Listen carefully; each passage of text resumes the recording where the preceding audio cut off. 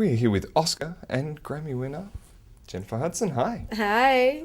I was going to ask you, you're the first Oscar winner that I've met, and a Really? Grammy winner. Oh. So I'm thinking, have you been thinking about the EGOT? You know what? I keep getting asked that a lot lately. It's because of 30 Rock, I presume. I guess so. Well, I just know I'm halfway there, but I have to do like some Broadway or some television to get to the EGOT. Right now, I Yes. feel like I have the E of the Oh, EGOT or well, the GOT or something. The egg. The Egg. ge. Egg.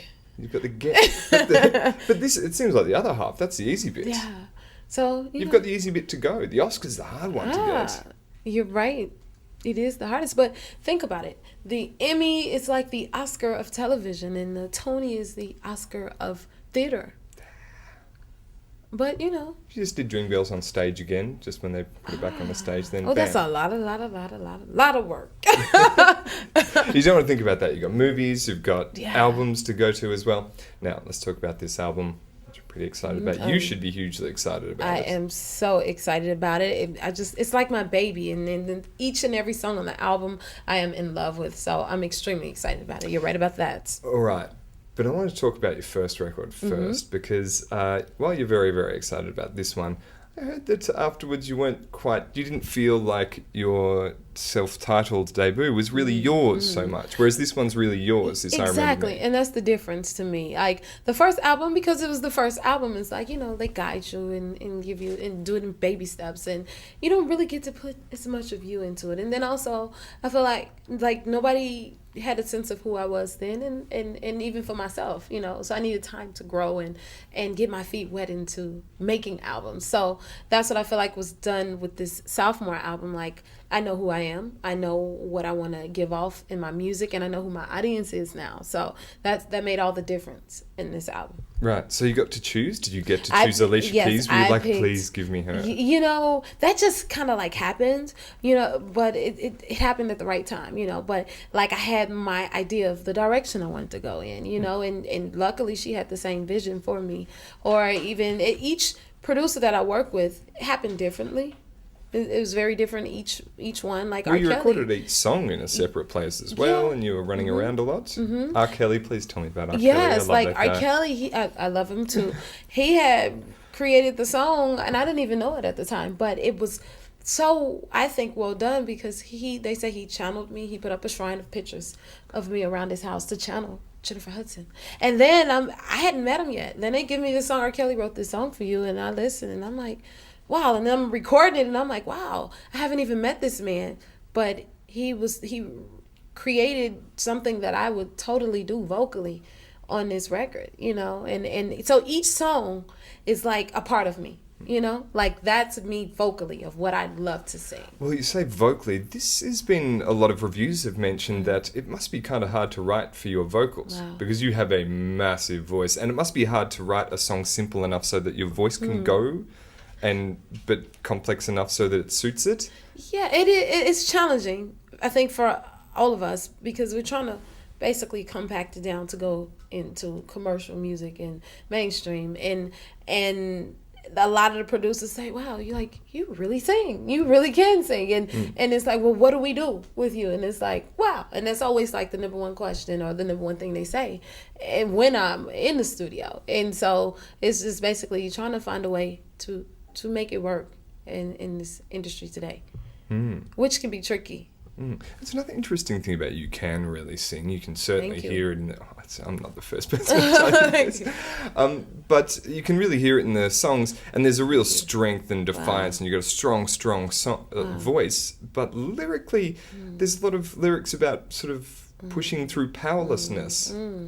Is there a way of almost acting to get into that emotional headspace when you sing? You know, I mean, it's the same approach to me, whether it's acting or singing, and I think that's what you might get from it. It's just like, I just like everything to come from a real place, you know, and no matter what that is, or whatever I'm trying to get across, whatever I'm trying to get across, and whatever ingredients that take to get that out, that's what I want. And I want it to come from a real place, because I always say, if I don't understand it, then how do I expect someone else to receive it and get it, you know? So I have to get it first. Exactly. Although this isn't necessarily much of a confessional album, it certainly is informed by your experiences and however many lives you said that you've been leading over the time. Yes. But is there a way of choosing lyrics and things to have a bit of a universal feel rather than something so personal? Well, you know, when it comes from a real place, those that are real can relate to it, you know? So it's like, I don't even consider that or think about those things because,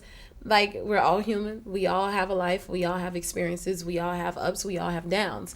And it's basically honest, more so than anything, than whether I'm not saying, okay, I want to be universal here. I want to relate to this or that. It's just like, I'm going to tell my story. And those who relate to it just relate to it. And it just happens, you know? I got to say, really, really frank on Twitter. In the day of this sort of media-managed Twitter I accounts, love it. you are just you. You are just talking to See? your buddies and...